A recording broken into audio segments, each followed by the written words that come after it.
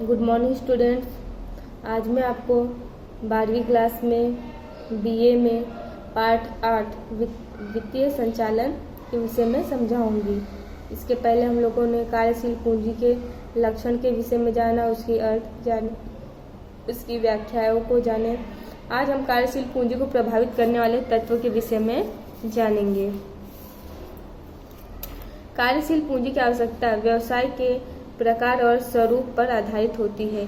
उदाहरण के स्वरूप, जिस व्यापारी इकाई को बड़े पैमाने पर माल का स्टॉक रखना पड़ता हो और साख पर माल का विक्रय करना पड़ता हो, उन्हें कार्यशील पूंजी की अधिक आवश्यकता होती है।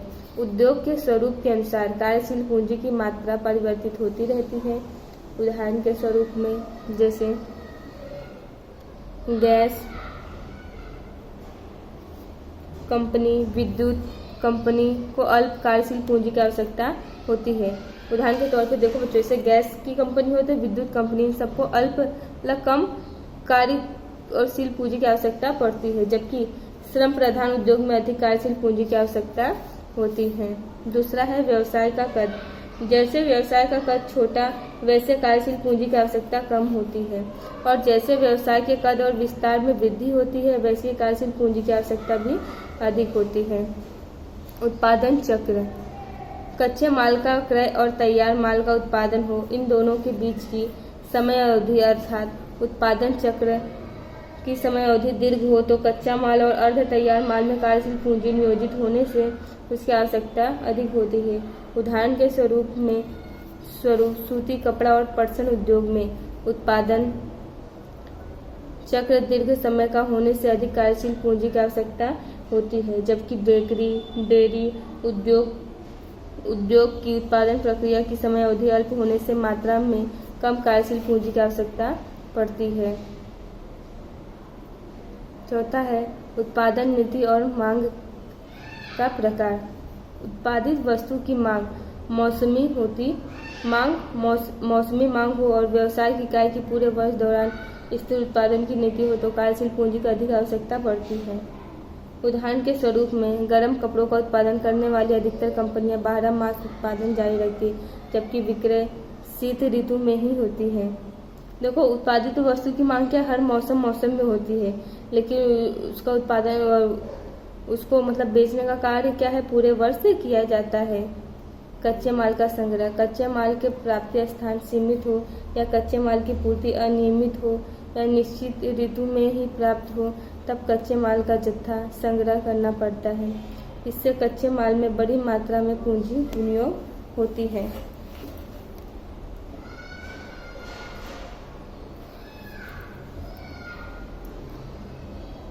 साख नीति, तैयार माल का विक्रय नकद से करने की नीति हो तो अल्प कार्यशील पूंजी की आवश्यकता होती है, परंतु साख की विक्रय नीति अपनाई गई हो तो कार्यशील पूंजी की आवश्यकता बढ़ती है। इसी प्रकार कच्चा माल सरलता से साख से प्राप्त होता हो तो अल्प कार्यशील पूंजी की आवश्यकता होती है। जो कच्चे माल का क्रय नकद ही करना पड़े तब कार्यशील पूंजी की आवश्यकता में वृद्धि होती है।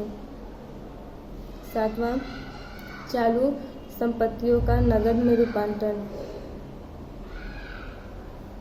देनदारों के पास से वसूली शीघ्रता से होती हो, तैयार माल का विक्रय नकद होता हो, लेनी हुंडी के पैसे पकने की तारीख को प्राप्त होते हो तो अल्प मात्रा में पूंजी की आवश्यकता होती है।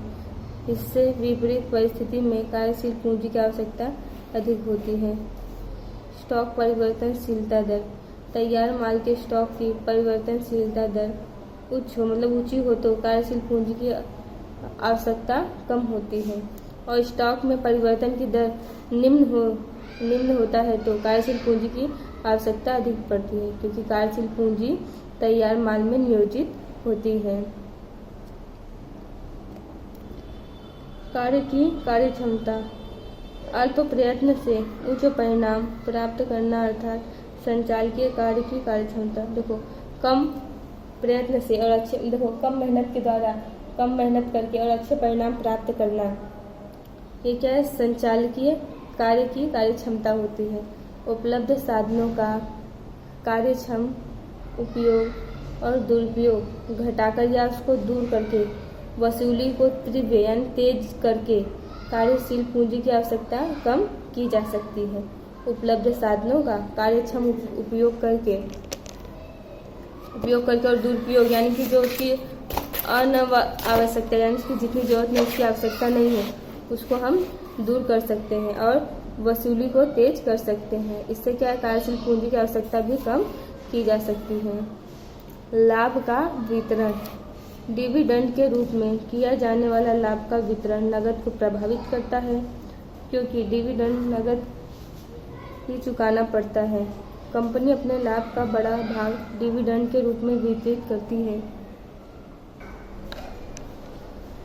तब व्यवसाय में से अधिक नकद बाहर जाने के कारण कार्यशील पूंजी का आवश्यकता अधिक हो जाती है। तो धन्यवाद बच्चों, आज का पाठ यहीं खत्म होता है। जो अस्थायी पूंजी है वो आपको नहीं पढ़ना है।